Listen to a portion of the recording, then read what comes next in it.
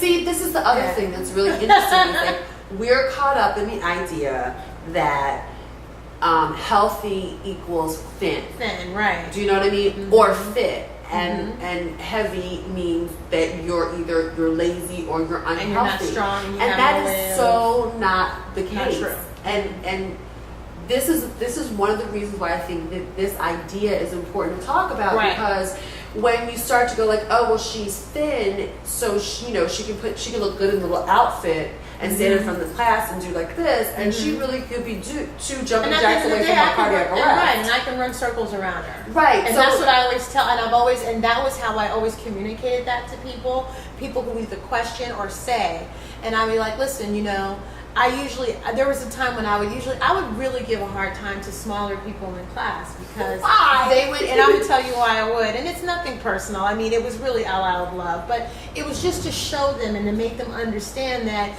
just because you're smaller doesn't make you any different than me. So while we're doing push-ups and I'm still going and you're dying, and am I asking what's wrong with you? You can't do any push-ups? Right. So that's because like the perception of thinking, the judgment of the perception. Right, the judgment and the perception. Right. I mean, it's really an interesting thing because it is hard to get out of that perception. Because when you look at all the fitness magazines, it's not like they have even, let's say, normal size. When I say normal size, because the average size in America is a size 16. So if you want to put normal in that sort of thing, let's make it a size 10. Right.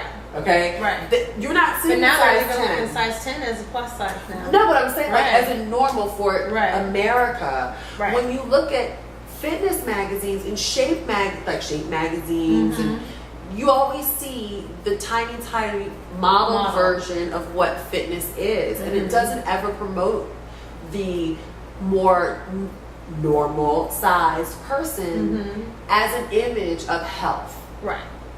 Forget about the image of beauty, because that you're not even going there. Right. But just as an image of health. Right. And I think that if we started doing that, then maybe our eyes would become adjusted and go like, oh, health doesn't look a certain way. It doesn't look a certain way. Exactly. Exactly. I mean, I think sometimes, it helps when people see other people that they wouldn't expect to look. Right. I think that's also motivating as well. I also think that it also helps to just kind of to really show, like I was saying, I would show people this is the difference, or this is, if we're doing something, I would talk while we're in the highest part, and they're like, I can't say anything. I said, right, that's because you're out of shape. And so I can talk and right, you can't. And so that's just what happened. Put it in so perspective. And they get it. So by they're like, I said, I wasn't giving you a hard time. They're like, no, I understand. I said, that's the difference. This is what I do.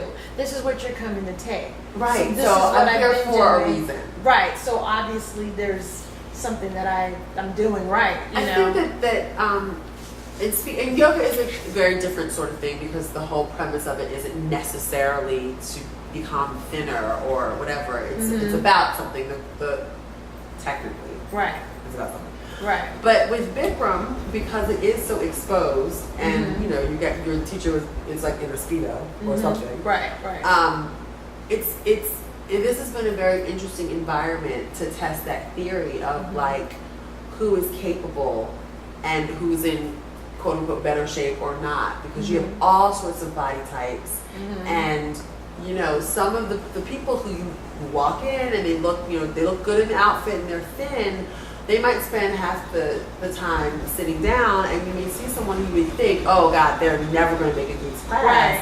And they're able to do the whole thing. Right. And even instructors who were heavy and have trained for a while, lost a considerable amount of weight and then became trainers, but still don't look like the skinny mini. Right. I've definitely gained a different perspective and respect for, let's say the fit body, what the fit body looks like. And it's all different. And that's the other thing. When I speak to people in the yoga studio, I always try to make them understand there's a difference. If your arms are cut up and my arms are cut up, it's not just from doing yoga. Right. There's other things that you do, because you have to, yoga, don't get me wrong, it builds strength and some levels of flexibility and all that, but your muscle definition comes from straight resistance training. Or to sometimes some- can it be to genetic some- too? Like Exactly, right. and genetics. Yeah. But straight resistance, Right. calisthenics, anything, anything dealing with you resisting and really Right. working on strength, that you will get those profound cuts in your body. I've never seen any man or woman who's taken yoga who has had completely profound cuts unless they were athletes before they started. Most of them that I've run into, they were either marathon runners, they were working at some kind of training before, but I've never ever met someone who's just straight walked in the door from the gate with no prior athletic experience, Right. just straight lace walking in the door, and then all of a sudden you're ripped up. Never seen. Well, and then I also think that becomes like the holistic concept of what, like the lifestyle of fitness, as opposed to thinking that you can just go and work out X amount of times a week and eat any type of way, or drink any type of way. And don't get me wrong, I love my drink, I love my food. Me too. But there's an idea of what fitness is in a holistic sense. And so I guess also that's what you're talking about. It's like, it's not just yoga that does that. It's like you are caring for your body in other ways. Whether it's you're active in a different way, or whether you're eating in a certain way.